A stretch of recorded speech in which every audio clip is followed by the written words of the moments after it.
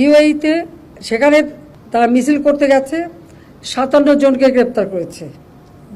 10 জন, এখানে মানে 3 জন হলো যাবজ্জীবন কারাদণ্ড, 16 জন 10 বছরের কারাদণ্ড, আর কয়েকজন 1 বছরের কারাদণ্ড, আর বাকিগুলিকে তারা এখন রাখবে না, তারা দেশে পাঠিয়ে দেবে।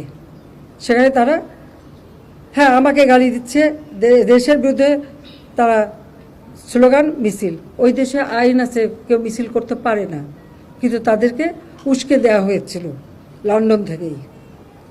যে শাস্তি দিয়েছে এখানে আমাদের কিছু বলার নেই, তাদের দেশের আইনে এটা আছে।